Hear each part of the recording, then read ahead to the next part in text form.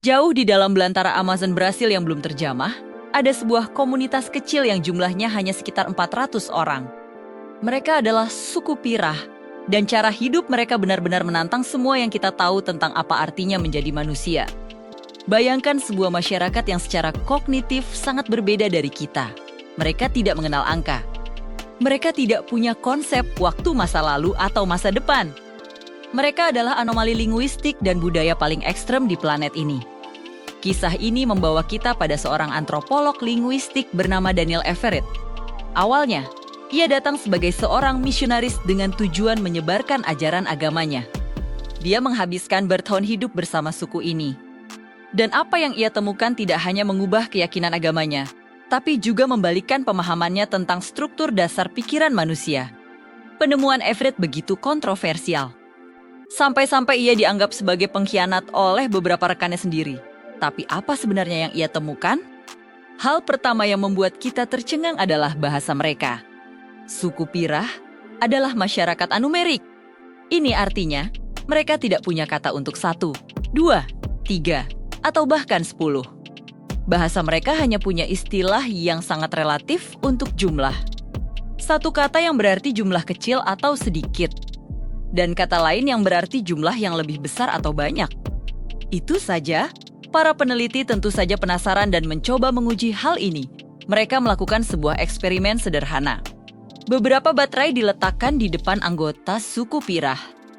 Lalu mereka diminta untuk mencocokkan jumlah baterai itu dengan tumpukan kacang. Kalau jumlah baterainya hanya 1 atau 2, mereka bisa melakukannya dengan benar. Tapi begitu jumlahnya bertambah menjadi 4 atau 5, akurasi mereka langsung anjlok. Mereka tidak bisa menghitung secara spesifik. Bagi mereka, membedakan antara 5 dan 6 objek adalah hal yang mustahil. Tapi kenapa? Jawabannya terletak pada budaya mereka.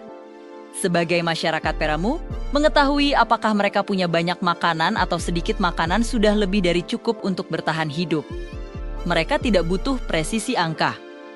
Keanehan ini semakin dalam saat kita melihat konsep waktu mereka. Bahasa Pirah secara fundamental adalah bahasa prestong satu masa kini. Hampir tidak ada struktur tata bahasa untuk membicarakan masa lalu yang sudah lama terjadi atau masa depan yang masih berupa spekulasi. Ini bukan sekadar keterbatasan bahasa, tapi cerminan dari filosofi hidup mereka. Mereka hanya berbicara tentang apa yang ada di sini dan sekarang. Mereka tidak punya mitos penciptaan dunia seperti budaya lain. Mereka tidak punya cerita tentang leluhur yang sudah lama meninggal. Mereka juga tidak membuat rencana jangka panjang untuk panen tahun depan atau menabung untuk masa tua. Ada sebuah prinsip fundamental yang mereka pegang teguh, yang oleh Everett disebut prinsip pengalaman langsung.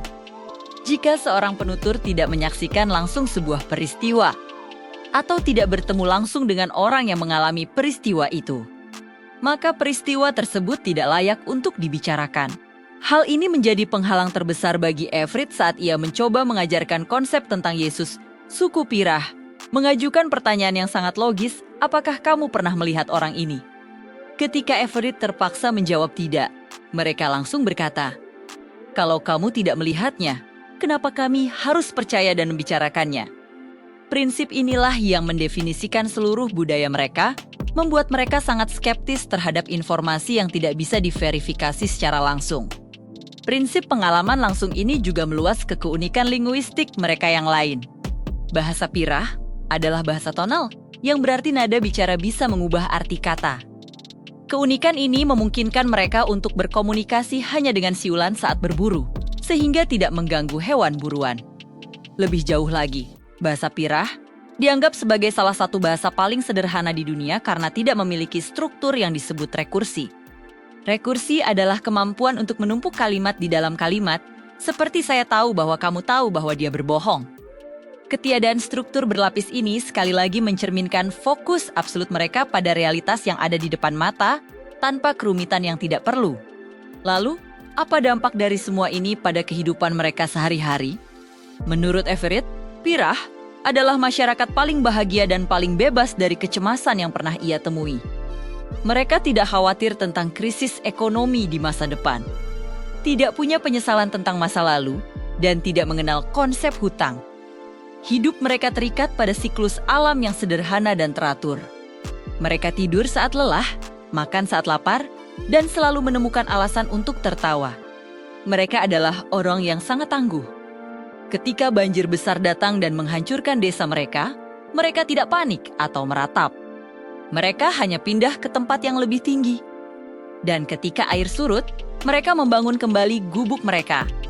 Ketika misionaris datang membawa hadiah seperti parang atau panci, mereka menerimanya dengan senang hati, tapi dengan tegas menolak konversi budaya atau agama.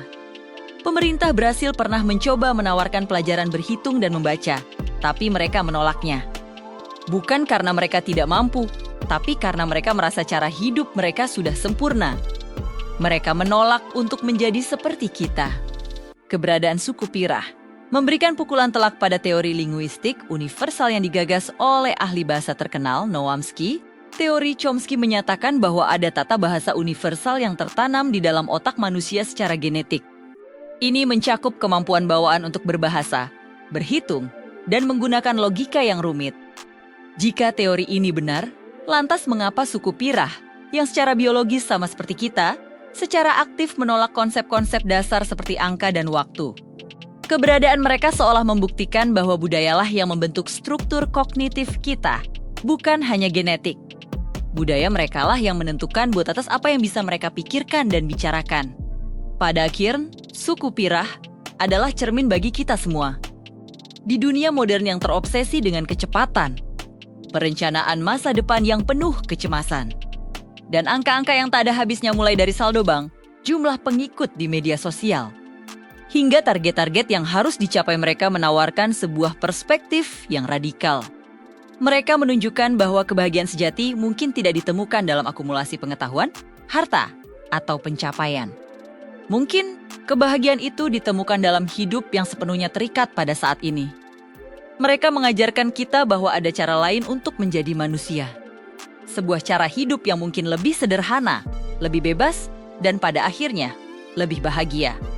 Kisah mereka adalah pengingat kuat bahwa keragaman manusia tidak hanya terletak pada warna kulit atau bahasa, tetapi juga pada cara kita berpikir dan merasakan dunia.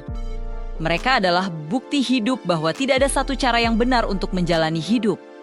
Terima kasih sudah menonton. Jangan lupa untuk suka, bagikan, dan berlangganan untuk lebih banyak cerita luar biasa seperti ini. Sampai jumpa!